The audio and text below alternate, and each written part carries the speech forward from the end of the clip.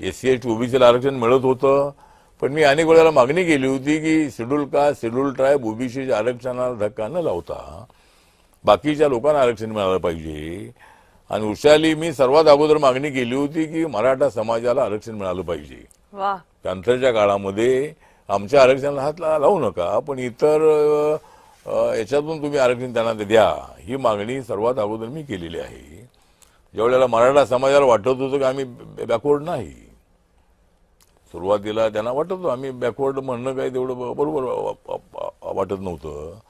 पण मी त्यावेळेला मागणी केली होती की गावागावामध्ये मराठा समाज श्रीमंत आहेच आहे, पण 8 लाखाच्या आतमध्ये उत्पादन असणारी अनेक मराठा परिवार आहेत, फॅमिलीज आहेत, तर त्या अशा लोकांना आरक्षण मिळालं पाहिजे ही आमची मागणी होती. आणि आता महाराष्ट्र सरकारने मराठा समाजाला आरक्षण दिलेलं आहे. बरोबर.